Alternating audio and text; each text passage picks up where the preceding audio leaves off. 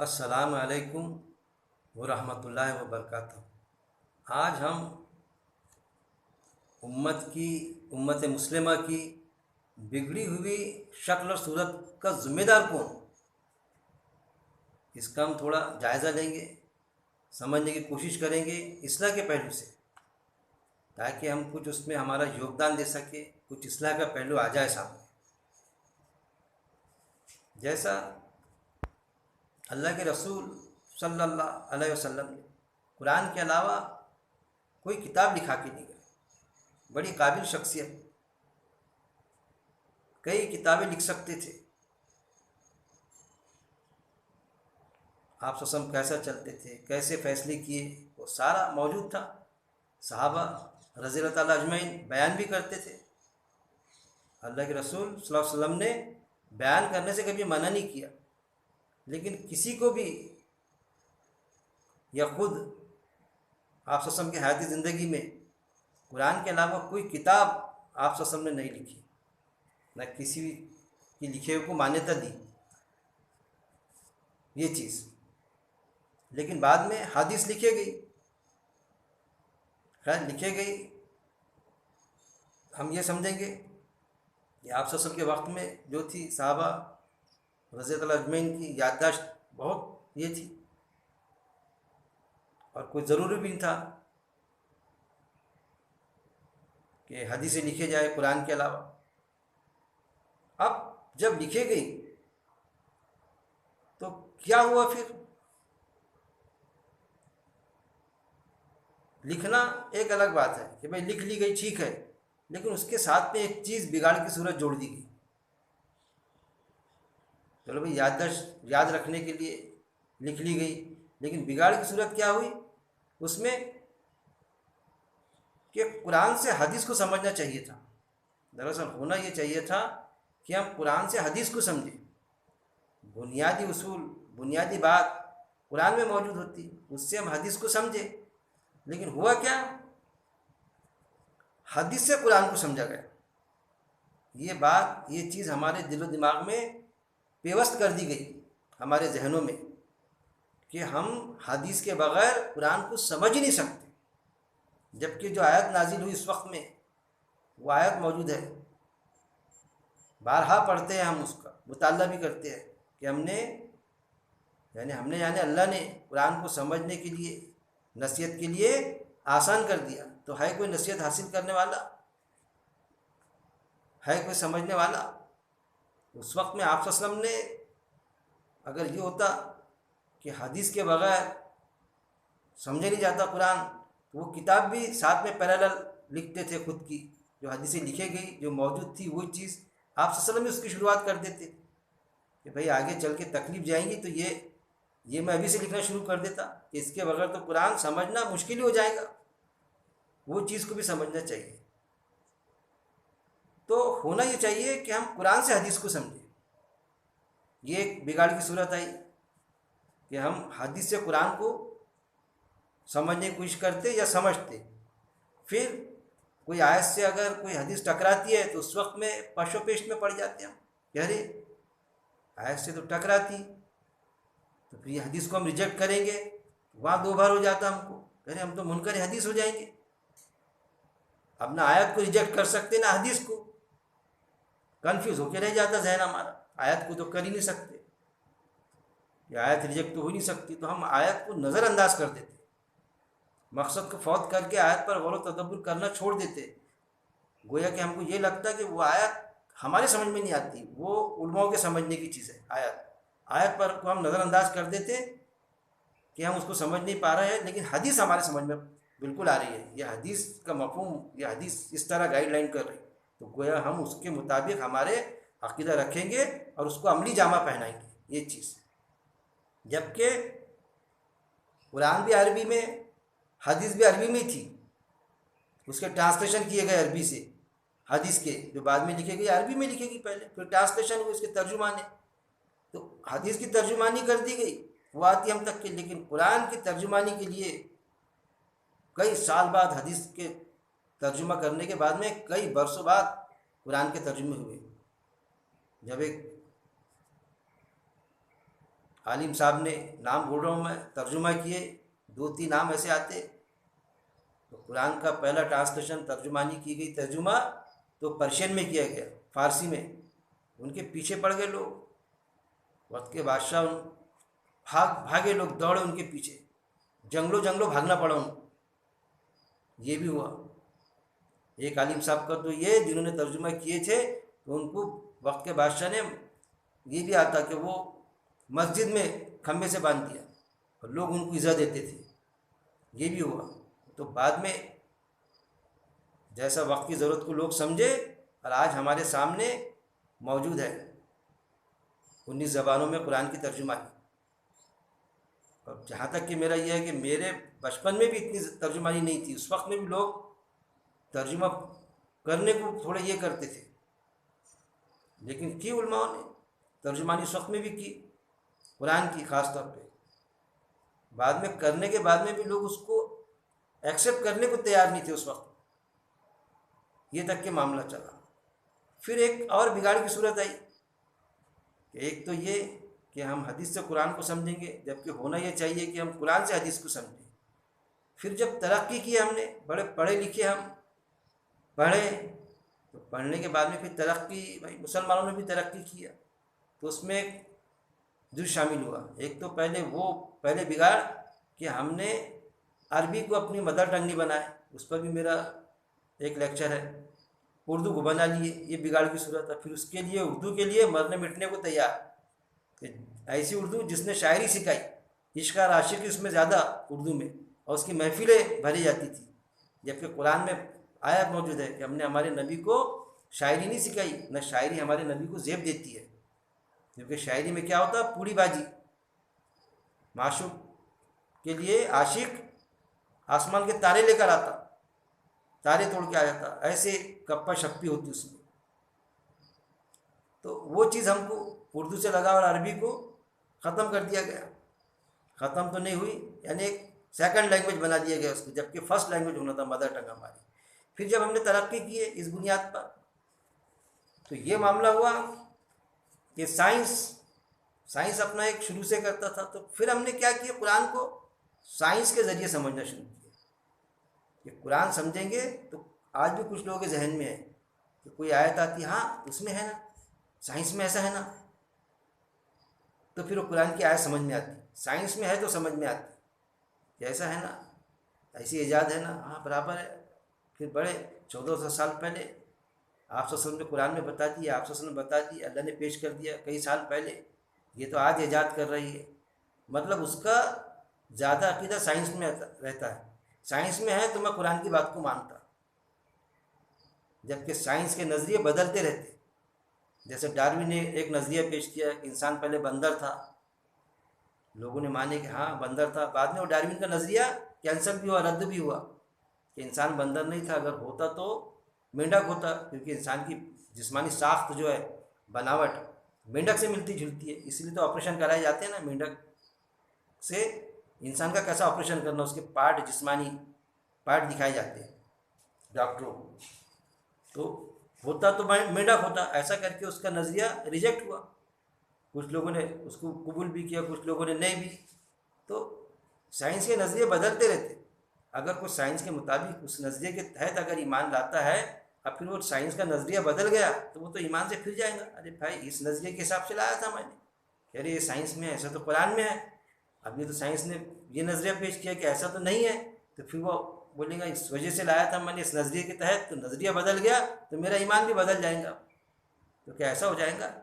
تو سائنس سے قرآن کو نہیں سمجھنا چاہیے. سائنس غلط نہیں ہے کہ سائنس کو میں کنڈم کر رہا ہوں، ایسا نہیں ہے. ہماری جو ترقی ہے تو قرآن میں آیت ہے، ہم تمہیں اور بھی سواریاں دیں گے. اللہ عقل کے ذریعے سے کھوج ترقی انسان کرے گا، لیکن کسی بھی چیز کو اسمبل کرے گا. کریٹر نہیں ہو سکتا انسان، تخلیق نہیں کر سکتا، وہ چیز ہے. ہم قرآن سے سائنس کو سمجھنے والے بن جائیں. یہ بھی بگاڑ کی صورتیں جو آج موجود ہے کہ ہم سائنس سے قرآن کو سمجھتے، اب پھر اس میں ہوتی گڑبڑ. قرآن کو سائنس سے سمجھنا چاہیے. یہ ایک چیز ذہن میں آئی جو میں آپ کے سامنے بیان کیا. معاشرے کا یہ ایک بگاڑ ہے. دوسرا، علماؤں میں، اور یہ بات پرچلت ہے، عام ہے، بالکل عام اور خاص سب میں، کیسا کہ ایک معنی کے کئی الفاظ ہے، لیکن ایک لفظ کے کئی معنی 52 معنی نہیں ہو سکتے.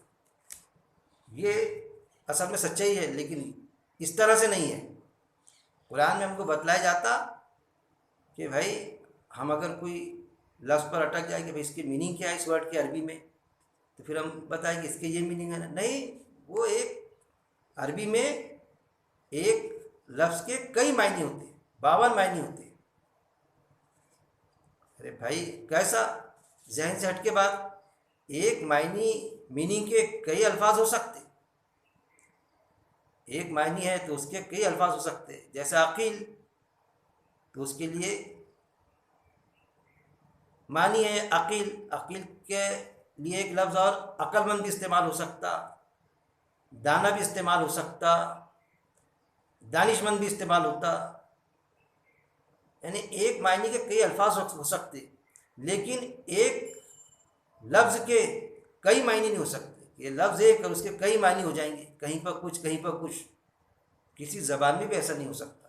یہ آپ عقل سے سوچیے. اس پہ میرا ایک لیکچر میں نے اور دیا ہوں زبان کے بارے میں.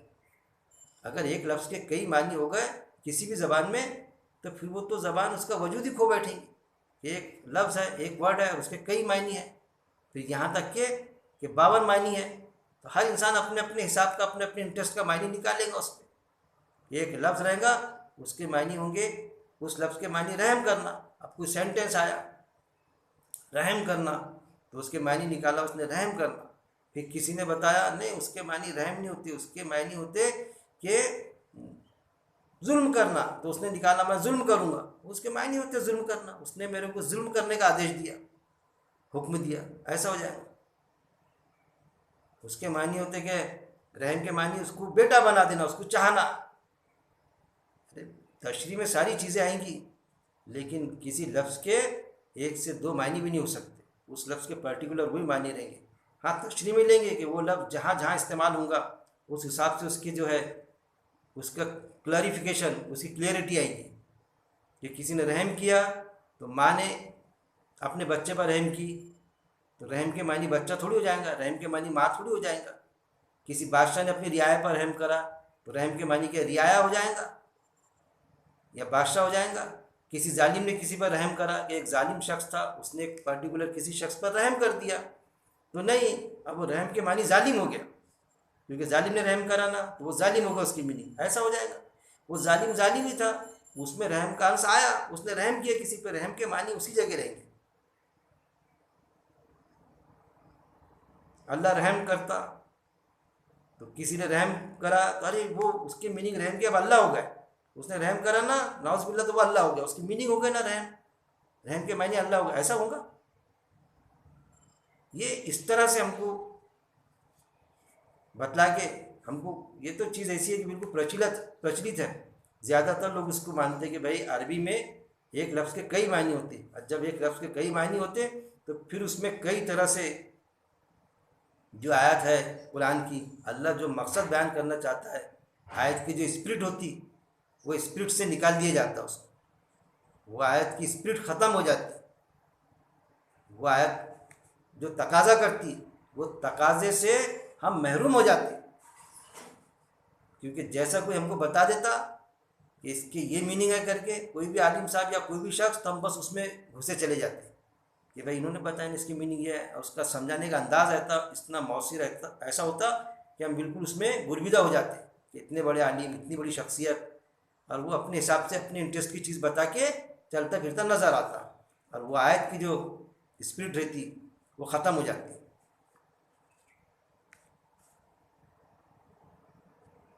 پھر کیا ہوا اس سے کہ عربی پڑھائی نہیں گئی. ہم کو کیا ہے کہ اصل میں ہماری مدر ٹنگ عربی ہونا چاہیے تھا، تو ہم کو اس سے محروم کر دیا گیا.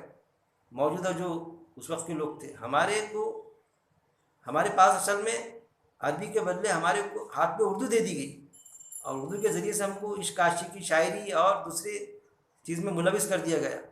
ہم اردو کے لیے آج یہ ہے کہ جان لٹانے کے لیے تیار ہے کہ بھائی اردو کی بقا رہنا چاہیے، لیکن ہم نے کبھی بھی عربی کی بقا کا کوئی خیال نہیں کیا.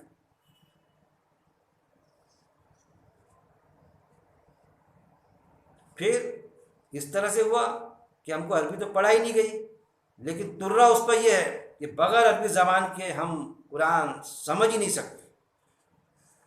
عربی تو خود پڑھائی نہیں گئی، لیکن آج معاملہ کہہ رہے نہیں بھائی، بغیر عربی زبان کے ہم قرآن سمجھ ہی نہیں سکتے اس طرح سے، جبکہ ایسا نہیں ہے۔ قرآن کو سمجھنے کے لیے اللہ نے آسان کر دیا، تو اس کے لیے کوئی عربی کی، ہم کو ہر کسی کو عربی کی جانکاری ہونا ضروری نہیں ہے کہ اگر کسی کو عربی لینگویج نہیں بھی آتی ہے تو بھی قرآن کو بآسانی سمجھ سکتا ہو، کیونکہ احمد رضا صاحب نے، میں نے پچھلے بھی میری کلپنگ میں بتایا، لکھ دیا باقاعدہ۔ احمد رضا کہہ رہا ہوں میں، نظر احمد صاحب، ان کا جو لفظی ترجمہ ہے حافظ نظر احمد صاحب، تو انہوں نے جو اس کی لفظی ترجمانی کی تو اس میں لکھ دیا کہ اس میں 3-4 جماعت، اہل سنت، بریلوی اور پھر دیوبندی اور اہل حدیث، یہ تینوں جماعت کے ذمہ دار متفق ہے۔ اور پھر کیا فرمایا کہ چند سورے پڑھ کے بھی انسان بآسانی قرآن کو سمجھ سکتا ہے آیتوں کو۔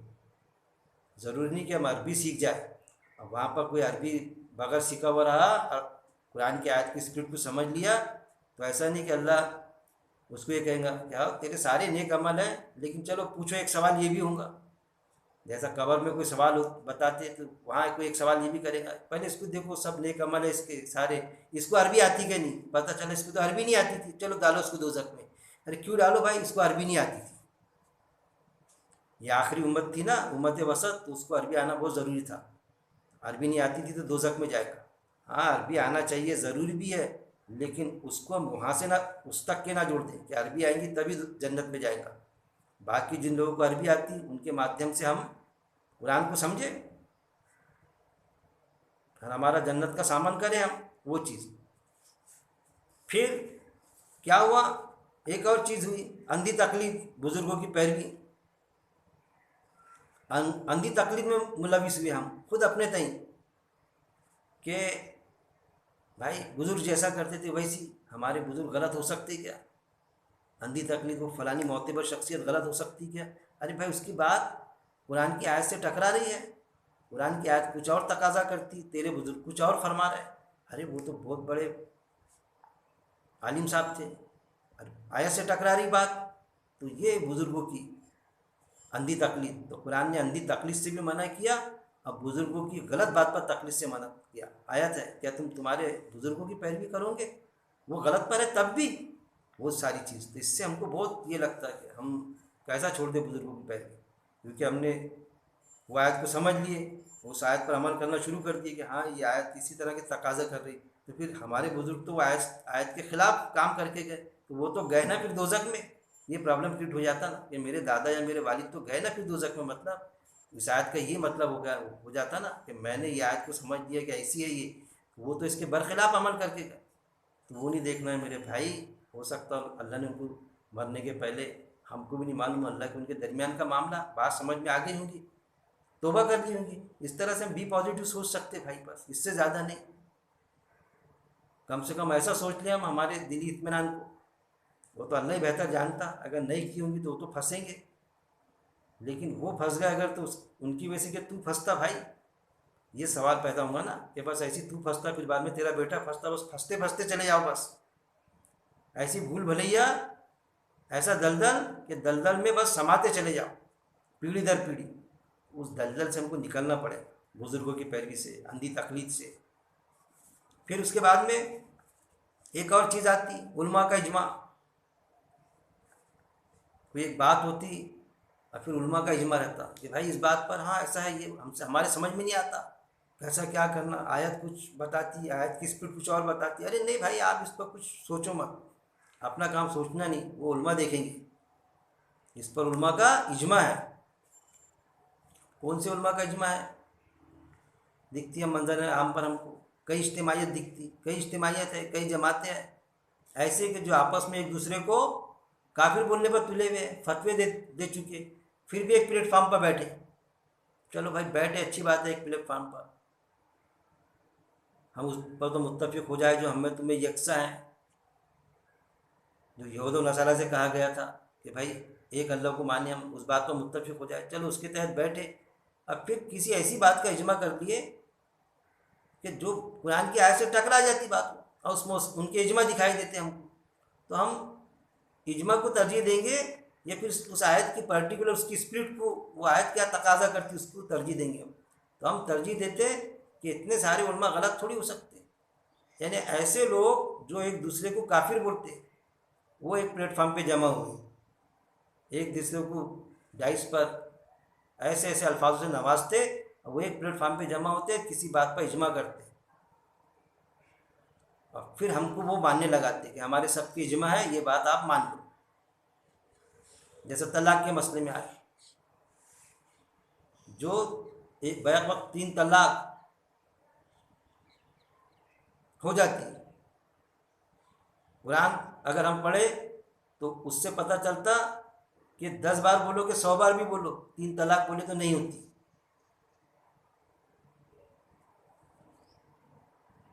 100 بار بھی بولے تو 3 طلاق ہوتی نہیں. سورہ طلاق آپ پڑھیں گے تو اس میں دکھے گا کہ باقاعدہ طلاق عدت کی مدت پہ دینا، کلیئر پوزیشن لکھا ہوا ہے.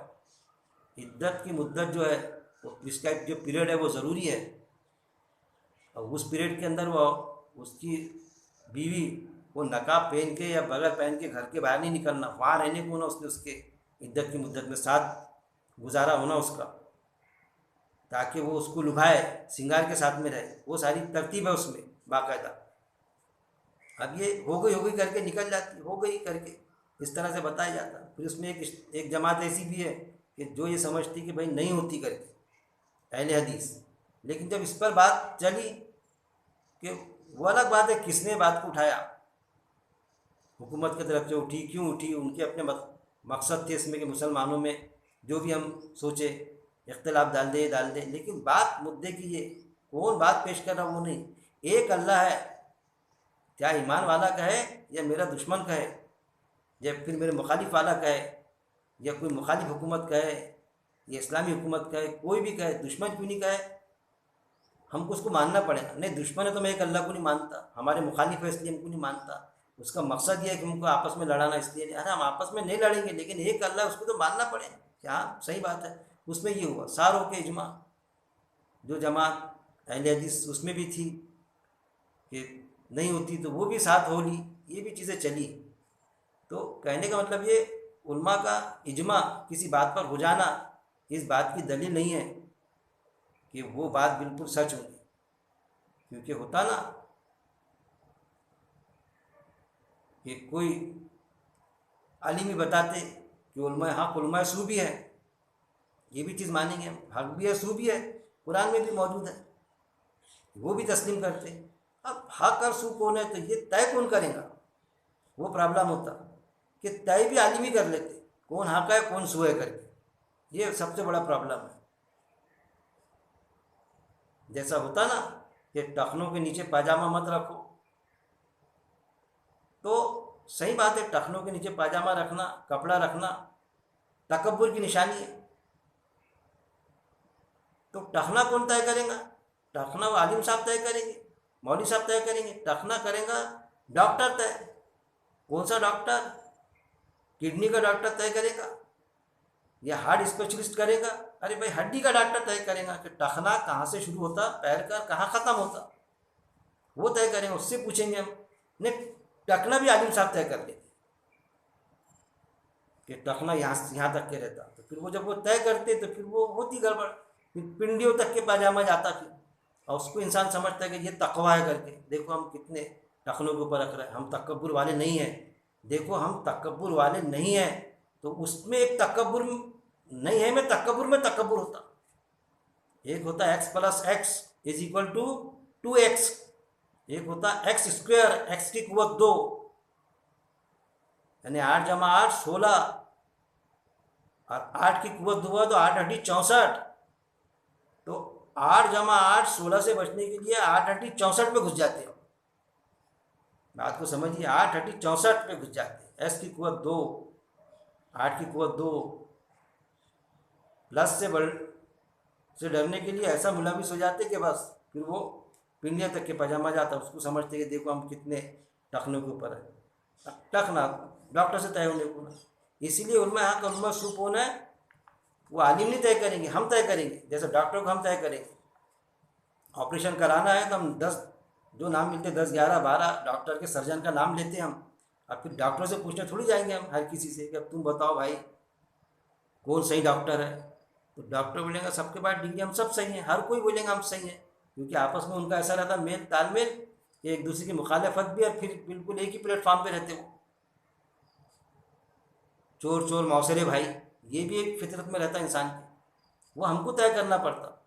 हम पूछेंगे दूसरों से, ये पता चला कि फलाना सर्जन साहब डॉक्टर है, सर्जन है, मगर पेट में कैंची भूल गए थे, वो ऑपरेशन था तो सीधे पैर की जगह उल्टे पैर के ऑपरेशन कराए थे, वो फला डॉक्टर है वो दारू पी कर ही ऑपरेशन करता।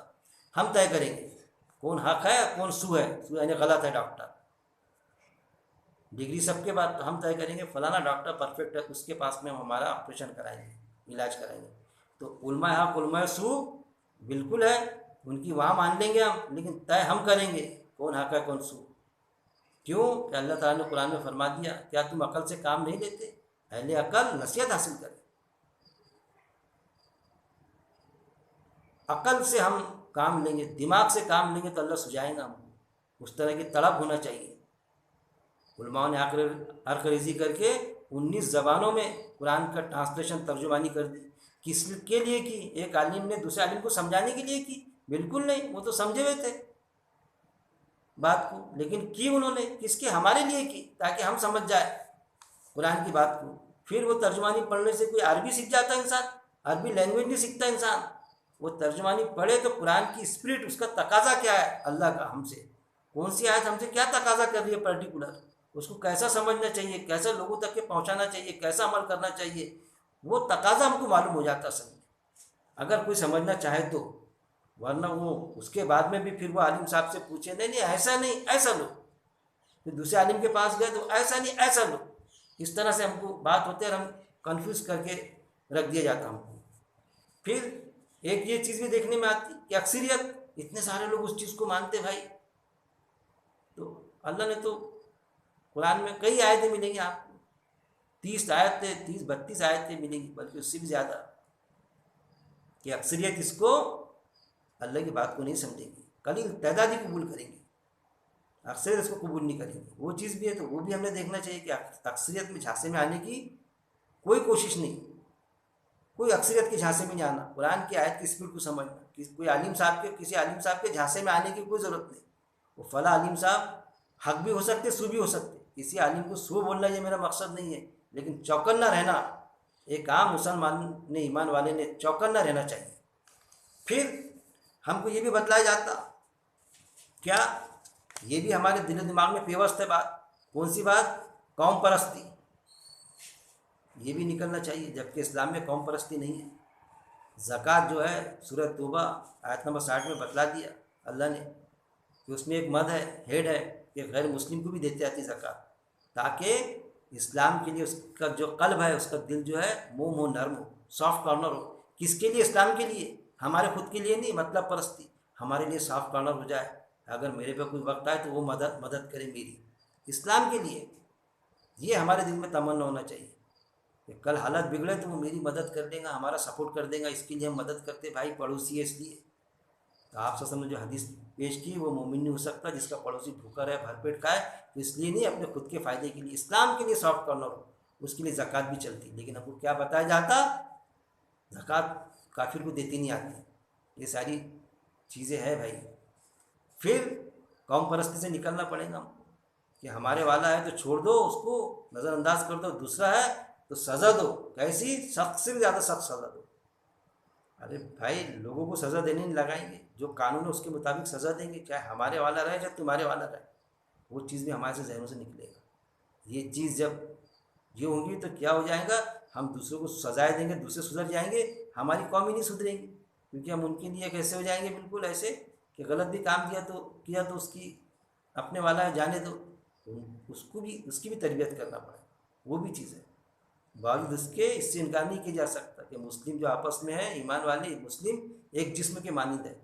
अगर एक जिस्म के किसी हिस्से को तकलीफ़ होती किसी भी कोने में दुनिया के, तो दर्द होता दिल को, अरे ये ईमान वाला इसलिए तकलीफ, وہ تو احساس ہونا ہی چاہیے ایمان والے کے لیے. لیکن ایمان والے کا اس کا مقصد، وہ تکلیف کا مطلب یہ نہیں کہ یہ ایمان والا ہے، پتہ چلا آیا چوری کرا، لوگ دوڑے مارنے کو، ارے اپنے والا ہے کہ چلو بھگا دی، ادھر سے پکڑے پیچھے کے دروازے سے اس کو بھگا دی. نام پوچھا کریم ہے کہ عبد الکریم، ارے کیوں کرتا ہے آپ چوری، چل چلے بھاگ جائے. نہیں، اس کو مارنے سے بچائیں گے کہ لوگ اس کو مارے نہ، موب لنچنگ نہ ہو، لیکن اس کو قانون کے حوالے تو کرنا پڑے گا بھائی، تاکہ وہ حرکت نہ کرے. نہیں پھر تو ایسا ہوگا کہ بس ہمارا سہارا لے لے کر اور ہم کسی کا سہارا لے لے کر غلط کام چلیں گے، پھر فساد پھیلتے جائے گا. پھر یہ قوم پرستی جس کے لیے اسلام میں منائی ہے. پھر شخصیت پرستی، یہ بڑی شان سے بولتے ہیں اسلام میں قوم پرستی نہیں ہے، شخصیت پرستی نہیں ہے.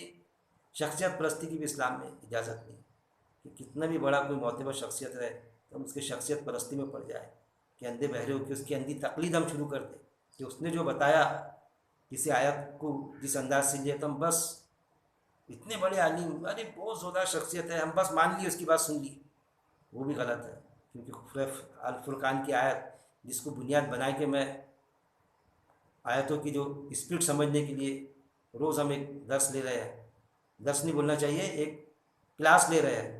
سورہ الفرقان میں رحمان کے بندوں کی صفت کہ وہ ہماری آیتوں میں اندھے بہرے ہو کے نہیں گھستے، اس پر غور و تدبر کرتے. وہ بھی صفت ہے کہ کوئی اگر آیت پیش کرے تو بس مولانا نے پیش کر دیا، علیم صاحب نے، بس ویسی ہے، اس پر غور و تدبر کرنا واقعی میں وہ آیت اسی طرح تقاضا کر رہی ہے کہ تقاضا کچھ اور کر رہی ہے کہ اور مولانا میرے کو کچھ اور بتا دے رہے. اگر ہم نے ہمارے دل میں وہ تڑپ وہ نہیں رکھی، ہماری وہ لال لائٹ ہمارا جلا نہیں کسی بات پر، ارے یہاں کچھ گڑبڑ دکھ رہی، چلو پڑھیں گے گھر پر جا کے آیت ہوئی. جو قرآن پڑھتا نا اس کو برابر پتہ چلتا، کتنا بھی بڑا ترجمے سے کتنا بھی بڑا عالم جید عالم رہے، اس کا باپ دادا بھائی بیٹا کیوں نہیں ہوتا، کتنا بھی چہیتا دوست خاندان والا یا کوئی، تو اس کا لال لائٹ جلتا برابر قرآن پڑھنے والا. ارے گڑبڑ یہاں دیکھیں گے یار، یہاں لگ رہا ہے میرے کو گڑبڑ ہوئی، گھر پر جا کے دیکھتا پھر وہ تو پتہ چلتا گڑبڑ ہوئی، تو پتہ چلتا گڑبڑ ہوئی. اور اگر نہیں ہوئی تو وہ بھی پتہ چلتا، یعنی کیونکہ اس کا ایمان ہوتا قرآن کو سمجھنا، نہ کہ ان کی غلطی نکالنا حضرت کی. تو پتہ چلتا ہے ارے نہیں یار بالکل درست بولے انہوں نے، یہ پہلو تو میں سمجھ ہی نہیں پایا تھا، مولانا نے یہ پہلو بیان کیے. تو بڑا دل خوش ہو جاتا کہ یار کتنے بہترین بات پیش کرے. اور اگر گڑبڑ ہوئی تو وہ بھی پتہ چلتا کہ ارے یہاں گڑبڑ کر دی، کدھر بات تھی کدھر لے کے چلے گئے، یہ تو آیت یہ تقاضا نہیں کر رہی ہے. یہ ہے ایمان والوں کی پہچان. وہ آیتیں بھی موجود ہے کہ اللہ انہیں نہ جانے قرآن کو کھولنا سکھائے، پہنچانا سکھائے، پیغام پہنچانا سکھائے. وہ اللہ کے بجائے یہ کہے، بات کے بجائے یہ کرے کہ تم اللہ کے بجائے میرے بندے بن جاؤ، بس میں جو بول رہا وہ سن لو. یہ چیزیں ملیں گی آپ کو لوگوں میں. جب قرآن کے درس بھی پیش کرتے تو کوشش یہ کرتے کہ بس میں جو کہہ رہا ہوں صحیح کہہ رہا ہوں، بس ویسی سمجھ لو آپ. جنرلی زیادہ تر ایسے ملیں گے، لیکن قرآن کا یہ تقاضا نہیں ہے اللہ کا. آیت پر غور و تدبر کرنا چاہیے. میں بھی جو آپ تک کے پیش کروں تو میں کہہ رہا ہوں تو صحیح ہے، ایسا بالکل نہیں سمجھنا، بالکل اس پر غور و تدبر کرو آپ ہر بات پر. تنقید کی بھی اجازت ہے، مومن تانا نہیں دیتا لیکن تنقید کی ہے. تنقید سے سامنے والی کی اصلاح ہوتی ہے، اصل تانے سے اصلاح نہیں ہوتی. تنقید اور تانے میں فرق ہے، وہ بھی کبھی وقت آئے گا تو اس پر بھی میں ڈیٹیل بیان کروں گا کیا فرق ہے اس میں. تنقید اور تانے میں فرق ہے، معجزے اور جادو میں فرق ہے. ہم کیا کرتے ہیں مکس کر دیتے معجزے کو، جادو کو، تنقید کو، تانے کو. ہلاکت اور موت میں فرق ہے، ساری چیزیں. ہلاکت اور موت میں فرق ہے، موت اور وفات میں فرق ہے. نیند جو بتائی گئی موت بتائی گئی لیکن وفات نہیں ہے نیند. وہ ساری چیزیں میں وقتاً فوقتاً پیش کرتا ہوں میرے دروس میں، وہ آپ کو سننے میں نہیں آتے ہوں گے. اسپیشل بھی کریں گے، اس پر بھی ایک کلاس لیں گے. پھر کیا قوم پرستی نہیں ہے، شخصیت پرستی نہیں، اور پھر گرو عصبیت بھی نہیں ہے اسلام میں کہ بس اپن جس جماعت سے جڑے ہیں تو وہ جماعت صحیح ہے کر کے، اور دوسری جماعت کا کوئی بانی رہا، دوسری جماعت کے لوگ رہے وہ غلط ہے. کوئی بات آتی ہے ہم سے تو ہم کو ایسا لگتا ہے کہ ارے یہ بات اس پلیٹ فارم سے آئی کیا، اس جماعت سے، ارے نہیں غلط ہے، صحیح بھی ہے تو غلط ہے. اور ہمارے پلیٹ فارم سے اگر غلط بھی ہے، نہیں کہاں سے، ہم جس جماعت سے جڑے وہ مولانا نے بولے کہ ارے نہیں غلط ہی نہیں بولتے وہاں، میرے کو معلوم ہے. یہ گرو عصبیت ڈیٹ از کارڈ گرو عصبیت، اس سے بھی منع فرمایا کہ بس میرا گرو صحیح ہے کر کے. اصل میں کیا ہے یہ اجتماعیت یہ پلیٹ فارم ہے. میں ہمیشہ کہتا ہوں کسی بھی پلیٹ فارم سے جڑے رہو آپ، لیکن آپ کا بنیادی عقیدہ قرآن ہونا چاہیے کہ قرآن کی آیتوں پر غور و تدبر کرنے والے ہونا آپ نے.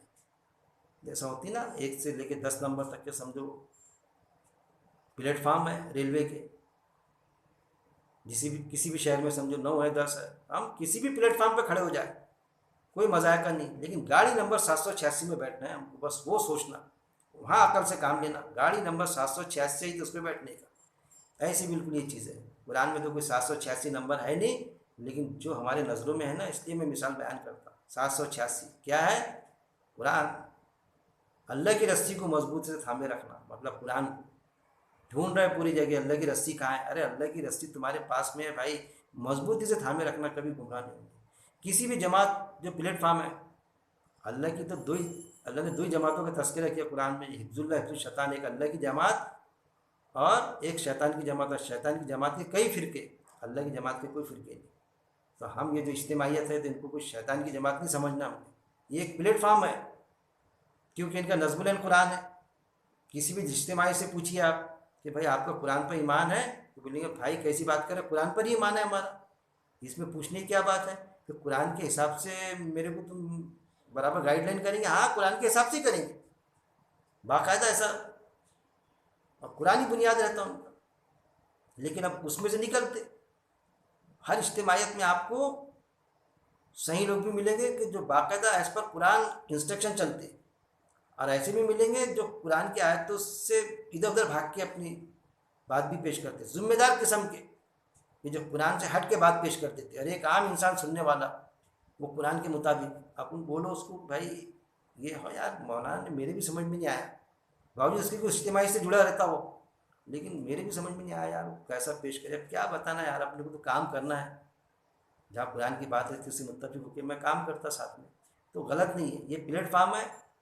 اب اس میں سے یہ ساری اجتماعیت جو ہے 3 رہے 4 رہے 10 جماعتیں کیوں نہیں ہوتی، وہ کسی بھی اجتماعی سے جڑ جائیں ہم، یعنی کسی بھی پلیٹ فارم سے جڑ جائے لیکن قرآن کے مطابق کرے، تو ہر جماعت میں آپ کو کہیں پر 5 10 25 500 10 20 ایسے ملیں گے لوگ جو قرآن کے مطابق جڑے رہیں گے اس اجتماعیت سے، وہ بھی ملیں گے، بالکل ہے وہ.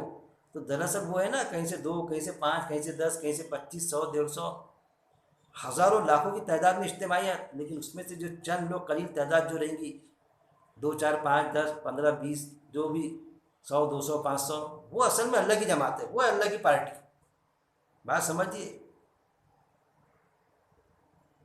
وہ اللہ کی پارٹی کے لوگ ہیں کہ جو ایک پلیٹ فارم سے جڑ کے کام کر رہے ہیں. جب ان کو کام کرنا وہاں پر مشکل ہوتا کہ جو کام نہیں کرنے دیا جاتا، تو پھر وہ تو وہاں سے نہیں نکلتا، وہ خود اجتماعی اس کو نکال دیتی، کیونکہ قرآن کے علاوہ قاعدے وہ فالو نہیں کرتا، تو وہ باقاعدہ اس کو نظر انداز کر کے نکال دیتے اس کو. تو وہ بھی قرآن میں آیت موجود ہے ابراہیم السلام کے بارے میں، سب سے کٹ کے ایک اللہ کا ہو گیا تھا، جو شرک کرنے والا بالکل نہیں تھا. تو ہم نے بھی کوئی کمپرومائز نہیں کرنا، کتنی بھی بڑی جماعت ہے، کتنی بھی بڑے لوگوں کی تعداد رہے اس میں، نو کمپرومائز قرآن کے معاملے میں. قرآن کی کوئی آیت کی جو اسپرٹ کو ہم سمجھ گئے، تقاضے کو سمجھ گئے، تو وہاں پر ڈٹ جانا کہ نہیں یہ تقاضا ہے، میں تم کو کیا کرنا ہے کرو، لیکن میں تو اسی طرح سے سمجھوں گا، اس آیت کے مطابق عمل کرو. ارے نہیں بھائی ایسا ہے تو آپ یہاں آنا چھوڑ دو، یا آپ پھر اپنا دیکھو. تو اپنا دیکھیں گے نا تو پھر بتایا گیا ایک فریق، ایک اکیلے بھی ابراہیم السلام کیا تھے، فریق سے فرقہ بنتا. تم اکیلے ہیں تو پھر تمہاری اجتماعیت بنے گی، پھر ایک جگہ ہزاروں سے مجمع ہے، 5 لوگ ہیں، اگر 4 لوگ ہیں قرآن کی بات پر ہے، تو وہ اجتماعیت اللہ کو قلیل تعداد بہت پسند ہے، آیتیں موجود ہیں. اس طرح کی اسپرٹ ہمیں ہونا چاہیے کہ گھبرانے کی کوئی ضرورت نہیں کہ تعداد کم ہے ہماری قرآن والوں، یار کم ہی رہیں گی، قرآن سمجھنے سمجھانے والوں کی تعداد کم ہی رہیں گی. اسی لیے تو قرآن میں آیت ہے، اللہ کہیں گا دوزخ سے کیا تو بھر گئی، تو کہیں گے نہیں اور آنے دو. یعنی اتنے لوگ جائیں گے کہ اللہ پوچھے گا کہ تو بھر گئی کیا، وہ ہاؤس فل تھوڑی ہونے والی. دوزخ بولیں گے اور آن دو. وہ یہ سمجھے کہ دوزخ بھر جائیں گے تو پھر اللہ کہاں ڈالیں گا میرے کو، جنت میں تو جا نہیں سکتا، فیصلہ ہے اللہ کا. دوزخ تو ہاؤس فل ہو گئی، تو پھر تیسری جگہ کہیں ہوگی مکرو والی، وہ مکرو جگہ پہ رکھے گا اللہ تعالیٰ. تو بچ گئے، جنت میں بھلے ہی نہیں گئے، دوزخ سے تو بچ گئے. تو ایسا کچھ ہونے والا نہیں ہے مکرو جگہ. حلال ہے یا حرام ہے، بس یس اور نو، اسلام میں بیچ کا کوئی کچھ بھی نہیں ہے، بیچ والا آئٹم۔ ہاں امت وسط ہے، درمیانی امت، یعنی امت وسط یعنی بیلنس والی امت، جو انبیلنس نہیں ہوتی، نہ اللہ کی طرف پورا ایسا رہبانیت، نہ پھر دنیا کی طرف، یہ چیز وہ بیلنس ہے، وہ بیلنس والی امت۔ اور پھر ہم سے جو کہا جاتا نا اجتماعیت کے بغیر اسلام نہیں، وہ بھی یہ چیز ہے، ایسا کچھ نہیں ہے۔ اجتماعیت قرآن کے حساب سے رہیں گی تو جڑیں گے ہم کو کام کرنے دیں گی قرآن کے مطابق، کسی بھی اجتماعیت سے ہم جڑے رہے کسی پلیٹ فارم سے، لیکن اگر ہم کو کام کرنے نہیں دیں گی وہ اس کے مطابق، یا اسلام کے آیتوں سے ہٹتے ہوئے کام انجام دیں گے، ہم کو ملوث کرنے کی کوشش کریں گی، تو پھر ہم تو ابراہیم اسلام کی طرح ایک الگ ہو کے کام کرنا شروع کریں گے۔ تو اجتماعیت کے بغیر بھی اسلام میں ایک فریق جو ہے اس سے فرقہ بنتا ہے۔ اجتماعیت کو بالکل ترجیح دینا چاہیے، اس سے کوئی انکار نہیں، لیکن جب اجتماعیت غلط انداز سے کرے تو پھر ہم کو سوچنا چاہیے اس پر، جیسے ابراہیم السلام نے سوچے تھے، تو وہ ہم تو جڑے ہوئے رہنا چاہتے، وہ خود ہی ہم کو نکال دیتے دودھ میں مکھی کی طرح۔ تو وہ اچھی بات ہے، یہ سوچنا دل میں، کوئی یہ نہیں سوچنا اتنی بڑی اجتماعی سے میں کیسا نکل گیا، کیسا میرے کو نظر انداز کر دیا گیا۔ ارے بغیر پھوڑے کے پھوڑا پھوٹ گیا بھائی، وہ بھلے ہی سوچے ہم نے دودھ میں مکھی کی طرح نکال دیا، بغیر پھوڑے کے پھوڑا پھوٹ گیا۔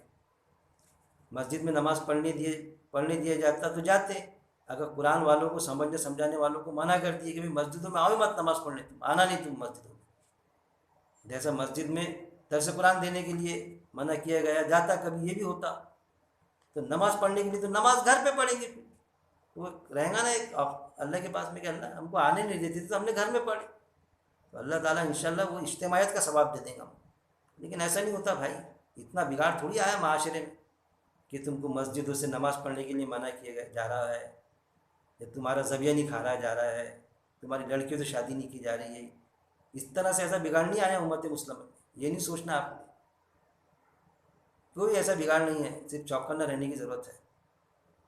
یہ چیز کو جو میں کہہ رہا ہوں، ہر چیز اپنے، ہر انسان جو ہے، ہر مومن مسلم اس چیز کو محسوس کر رہا ہے اصل میں کہ گڑبڑ تو ہو رہی ہے کہیں نہ کہیں، لیکن کوئی بولنے کو تیار نہیں، کوئی اس پوائنٹ پر تربیت کرنے کے لیے تیار نہیں معاشرے کی، وہ بھی ایک چیز ہے۔ بس انسان اپنی جتنی استطاعت ہے بات پیش کر سکتا، تربیت اب معاشرے کا بگاڑ ہر انسان کو اپنے تک نکالنا ہے۔ پھر اس طرح بھی نہیں ہے بھائی کہ مکے میں اگر انتقال ہوا تو ہی جنت میں جائیں گے، یا مسجد میں انتقال ہوا مرے تو ہی جنت میں جائیں گے، یا تسبیح کے دانے گنتے ہوئے انتقال ہوا تو ہی جنت میں جائیں گے، اور اگر کسی دوسری جگہ انتقال ہو گیا، لیٹرین میں انتقال ہو گیا، سڑک پر ہو گیا، اور کہیں ہو گیا، تو جنت میں نہیں جائیں گے۔ رمضان المبارک میں انتقال ہوا، موت آئی، وفات ہو گئی تو ہی جنت میں جائیں گے، یا پھر کتنے بھی غلط اعمال کرو اور رمضان میں وفات ہو گئی، انتقال ہو گیا تو جنت میں جائیں گے، ایسا بھی کچھ نہیں۔ غلط کریں گے تو پھر رمضان مہینے بھی میں مرے گا تو پھر دوزخ میں جائیں گا بھائی، یہ بھی ایک عقائد ہمارے بنا کے رکھے۔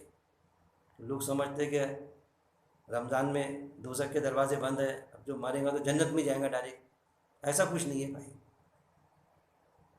اس وقت کے کافر مخالفین اسلام کے کہاں تھے؟ مکے میں انتقال ہوا ان کا، مرے مدینے میں مرے، تو کیا وہ جنت میں چلے جائیں گے کیا؟ یزید کہاں مرا؟ اور کئی ملتے ہیں ہم کو وہ ساری چیز کہ مسجد میں تسبیح کے دانے گنتے گنتے مر گئے، نماز کی حالت میں مر گئے تو جنت میں چلے جائیں گے، ایسا کچھ نہیں۔ اعمال درست ہونا چاہیے، نیک عمل کرتے کرتے مرا گا، اگر وہ شہید بھی ہوتا ہے، قتل بھی ہوتا ہے، لیکن اس کا دل میں یہ تھا کہ لوگوں کو دکھانے کے لیے کہ میں کتنا اسلام کے لیے یہ ہوں، اور قتل ہو گیا وہ، یا کسی اپنی معشوقہ کو بتانے کے لیے کہ دیکھو میں کتنی اسپرٹ لگتا، دکھاوے کے لیے کرا، تو وہ شہادت کا مرتبہ نہیں ملے گا اس کو۔ شہادت یعنی گواہی، شہادت کے معنی یہ نہیں کہ قتل ہونا، یہ ساری چیزیں ہے۔ پھر یہ بھی سوال پیدا ہوتا، علماء حق اور علماء سو جب موجود ہے تو اس کی پہچان کون کرائے گا؟ جو میں نے بتایا آپ کو، کیا علماء حق اور علماء سو موجود ہے جیسا علماء بتاتے ہیں، تو کیا پہچان بھی وہی کرائیں گے ہم کو؟ ارے پہچان ہم کو کرنا پڑیں گی بھائی، کون حق ہے اور کون سو عالم۔ ان سے پوچھیں گے تو ہر کوئی ایک دوسرے کے مخالف ہونے کے بعد میں بھی، ایک دوسرے کو کافر بولنے کے بعد میں بھی ہر کوئی یہ بتائے گا ہم حق پر ہیں۔ ایک پلیٹ فارم پر بیٹھ جاتے ہیں سب، جو ناحق پر رہتے ایک دوسرے کے لیے سب اب حق پر ہو جاتے، اور اس پلیٹ فارم سے ایسا دیتے فتویٰ جو قرآن کی آیت کے خلاف جاتا۔ یہ بھی آپ جب قرآن پڑھیں گے تو آپ کو وہ بھی سمجھنے کو ملے گا۔ تو ایسی صورت میں ہم نے کیا لینا؟ کیا ہم علماء کے بھیٹ چڑھ جانا؟ تو اس وقت میں آپ کو وہ جو حضرت علی رضی اللہ تعالیٰ عنہ اور ابو حنیفہ رضی اللہ تعالیٰ عنہ کا جو قول ہے کہ جب بھی کسی مسئلے پر ہم کو پرابلم کریٹ پرابلم جاتا، کوئی مسئلے کا حل ہم جاننا چاہتے، ہر ایک نے اپنے اپنے مقام پہ کہا کہ جب یہ ہوتا تو میں قرآن پڑھتا تو مجھے اس مسئلے کا حل مل جاتا، میں بار بار قرآن پڑھتا وہ چیز۔ تو ان کا کیا تھا کہ وہ بار بار قرآن پڑھتے تھے تو اس مسئلے کا حل مل جاتا تھا۔ تو ہم کو کیا ہے، اگر ایسا قول نہیں ہے تو بتائیے، پوچھے کسی بھی عالم سے، بولیں گا ہے نا، تو ہم کیوں نہیں پڑھیں گے بار بار قرآن؟ ہم آیت پڑھیں گے، بار بار پڑھیں گے، تو آپ کو باقاعدہ وہ جو چیز چاہ رہے ہیں نا پرٹیکولر وہ چیز مل جائیں گی اس میں۔ قرآن بھی پڑھیں گے، عالم صاحب سے بھی پوچھیں گے، یہ نہیں سمجھیں گے بھیجا گمان مت کرو۔ قرآن میں آیا ہے کہ بعض گمان گناہ میں شامل ہے، کہ اب سارے عالموں کے دشمن بن جاؤ، کہ سارے عالموں کو عالم ہے تو سمجھے کہ نہیں یہ علماء سو ہے، تو بھی اللہ پکڑ کر لے گا۔ علماء حق بھی تو ہے نا، کسی ایک بھی یہ چکر میں کہ علماء سو سے ہم کو نفرت ہے، ہونا چاہیے نفرت، لیکن غلطی سے بھیجا گمانی میں کسی ایک بھی عالم کی اگر بے عزتی کر دی ہم نے، یا ان کے شخصیت کے بارے میں کچھ غلط کلامی کر دی ہے، تو اللہ کی پکڑ میں آ جائیں گے بھائی۔ علماء حق کا اگر آپ احترام نہیں کریں گے نا تو اللہ پکڑ کر لیں گا آپ کو۔ اس لیے علماء سو کے چکر میں علماء حق کا ہم سے ایسی غلطی نہ ہو جائے کہ ہم ان کو غلط بول دیں یا غلط سمجھ لیں۔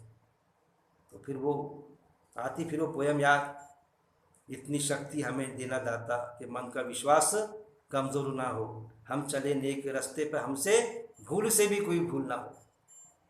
وہ پویم یاد آتی میرے کو، بڑی پیاری پویم ہے۔ اتنی شکتی ہمیں دینا داتا، من کا وشواس کمزور ہونا، ہم چلے نیک رستے پہ ہم سے بھول سے بھی کوئی بھول ہونا۔ اتنی شکتی ہمیں دینا داتا، من کا وشواس کمزور ہونا۔ تو وہ ہے آمین کہ بھول سے بھی کوئی بھول نہیں ہونا۔ ایک علماء حق ہے اور اس کے بارے میں ہم بد اخلاقی یا اس کا نام ہم غلط انداز سے لے لیں، اللہ معاف کرے۔ اور جانے انجانے میں ہم سے کوئی غلطی ہوئی تو اس کی بھی معافی مانگے، کیونکہ جانے انجانے میں جو غلطی ہوتی ہے اللہ معاف کر دیتا ہے اس کو۔ جب آپ قرآن پڑھیں گے تو آپ میں قرآن کی آیتوں کو سمجھنے کی صحیح اسپرٹ آئے گی۔ میں تو یہ کہوں گا علماء سو سے زیادہ علماء حق ہے معاشرے میں، مگر ہماری بیوقوفی کی وجہ سے ہم جو سوچتے، ہمارے انداز سوچنے کے الگ الگ یہ ہو گئے، بیچارے خاموش ہے، وہ بول نہیں پا رہے ہیں، دیکھتے بس بھیر اکیلے میں ایکانت میں پوچھو تو بالکل تسلیم کرتے اس بات کو، لیکن وہی بات اگر ان سے ہم کہے کہ بھائی آپ جس اجتماعی سے جڑے ہیں تو آپ ڈائس پر رہ کے بولیے نا، وہ چیز نہیں بول پاتے، کیونکہ جانماز کا مسئلہ یہ ان کی بھی خود کے اپنے مسئلے رہتے، کسی میں وہ ہمت ہوتی بولنے کی، کسی میں نہیں ہوتی۔ معاشرے میں بھی لوگ ملیں گے ایسے کہ جو میں بات پیش کر رہا ہوں تو وہ بات تسلیم تو کرتے لیکن پیش کرنے کو تیار نہیں۔ کون معاشرے سے دشمنی لیں گا بھائی؟ ان کے بیچ میں رہ کے ان کو برا کیسا بول دیں گے ہم؟ یہ ساری چیز تو یہ برا بولنا نہیں ہے، اصل میں یہ تنقید ہے، سمجھیں میں اس چیز کو، میں بھی سمجھوں آپ بھی سمجھیں۔ بس اللہ سے دعا ہے کہ اللہ رب العزت قرآن کو پڑھنے اور قرآن کی آیتوں کو ایک ایک آیت کو سمجھنے، کسی بھی زبان میں سمجھنے اور اس پر غور و تدبر کرنے اور اس پر عمل کرنے کی اور موت تک اس پہ جمے رہنے کی میرا مالک توفیق دے۔ وآخر دعوانا ان الحمد للہ رب العالمین۔ قرآن کی آیتوں کو سمجھنے کی کلاس روز ہم لے رہے ہیں، رمضان مہینے میں وہ ترتیب شروع کی ہم نے، عربی سمجھنے کی نہیں کہ عربی زبان سمجھ جائے، قرآن کی آیت کا تقاضا کیا ہے، اس کی اسپرٹ کیا ہے اصل میں، وہ پون گھنٹے کے ایک گھنٹے کی ہم آیت لیتے ہیں، ایک دو تین چار، وہ میں نے شروع کیا ہوں، انشاءاللہ آپ بھی سنیے اس کو۔ ربنا آتینا فی الدنیا حسنۃ وفی الآخرۃ حسنۃ وقنا عذاب النار. آمین.